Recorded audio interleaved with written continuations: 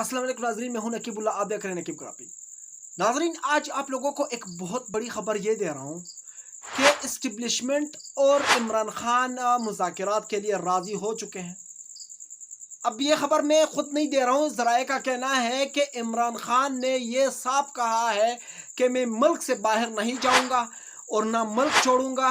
मैं यहाँ पर मरूंगा, यहाँ पर जीऊंगा, 100 साल इस डेथ सेल में गुजार सकता हूँ, लेकिन मुल्क से बाहर नहीं जाऊंगा।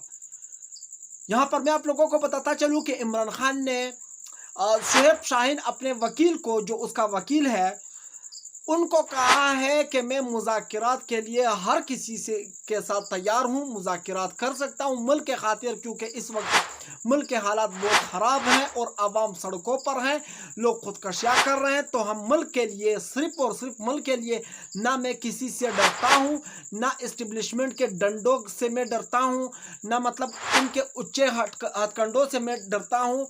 मुझे कोई डर नहीं है किसी से, लेकिन मुल्क के खातिर मैं समझौता करने के लिए तैयार हूँ। नाज़रीन, यहाँ पर मैं आप लोगों को बताता चलूँ कि जियो न्यूज़ जो प्रोपेगेंडा कर रहे हैं कि इमरान खान एनआरओ मांग रहे हैं, दरअसल इमरान खान नहीं बल्कि इस्टेब्लिशमेंट एनआरओ मांग रहे हैं, क्योंकि इस्टेब्लिशमेंट अब फंस चुकी है। पहले तो वो कह रहे थे कि कोई साइपर है ही नहीं, मतलब वज़ीर आज़म झूठ बोल रहा था। साबिक वज़ीर आज़म जो DGISPR बाबर इफ्तिखार ने एक प्रेस कॉन्फ्रेंस की थी, यहाँ पर आप देख सकते हैं, वो उन्होंने कहा था कि इमरान खान ने तो झूठ कहा था, मतलब कोई धमकी नहीं मिली है, कोई साइपर नहीं है, कुछ भी नहीं है। तो हम गधे थे, ठीक है, हम लोगों ने मान लिया था कि ठीक है, कोई साइपर नहीं आया है। तो फिर आप लोगों ने डिमार्च किस चीज़ पे किया था, वो साइड पर हम रखते हैं। पहले पहले ये बात करते हैं। उसके बाद जो है इमरान खान को मतलब 1 महीने पहले जो है गिरफ्तार करते हैं ये लोग तोशाखाना केस में। उसके बाद तकरीबन जब उसको ज़मानत मिल जाता है तो कहते हैं कि हम लोगों ने साइपर केस में गिरफ्तार कर लिया। अच्छा, जब अब साइपर केस में आप लोगों ने गिरफ्तार कर लिया, पहले तो आप लोग कहते थे कि साइपर नहीं है।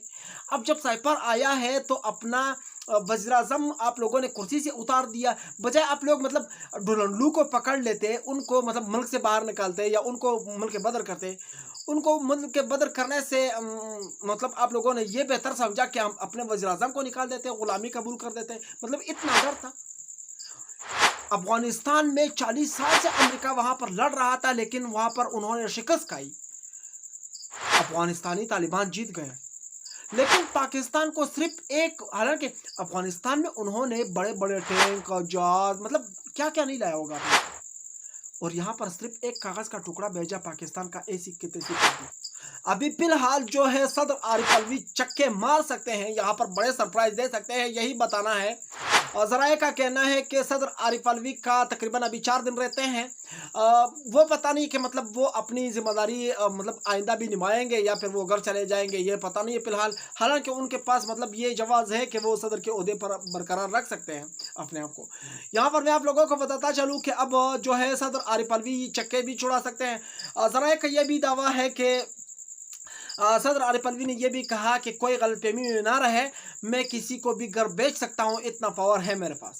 इस बारे में जो है मतलब जो इमरान खान और इस्टेब्लिशमेंट का जो मुज़ाकरात होने वाला है, इस बारे में तकरीबन 2 दिन के बाद सदर आरिफ अलवी जो है वो लाहौर जाएंगे। वहाँ पर वो जो है आज़मा खान और हलीमा खान जो इमरान खान की बहनें हैं, उनके साथ मुलाकात करेंगे।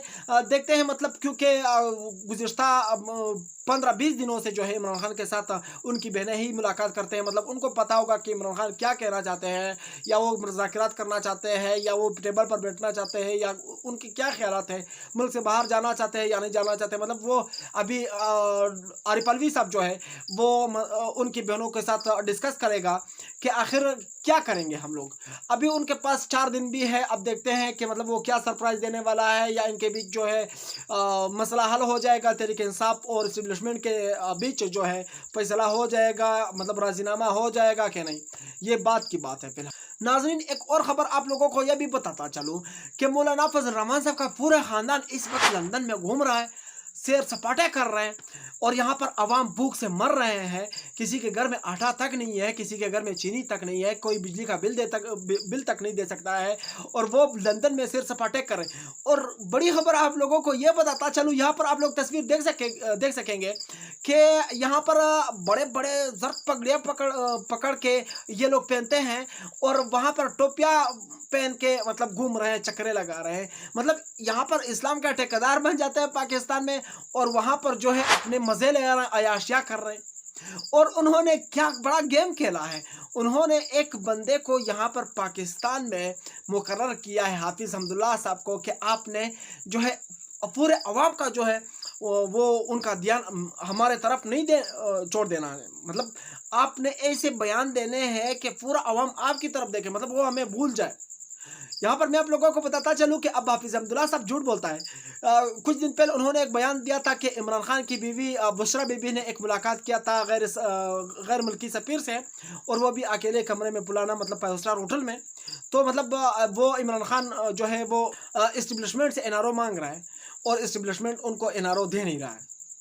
اور انہوں نے آج ایک اور بیان بھی جاری کر دیا کہ ہمارا جو صدر ہے، صدر عارف علوی صاحب، وہ ابھی باہر ملکوں کے سفیر سے جو ہے یا ان کے سربراہان سے ملاقاتیں کر رہے ہیں، ان کے ساتھ رابطے کر رہے ہیں کہ مطلب ہم عمران خان کو جو NRO چاہیے، اور ان کے تقریباً 3-4 دن رہ گئے، اسی وجہ سے وہ ابھی مطلب دن رات لگا کے NRO مانگنے کی کوشش کرے گا۔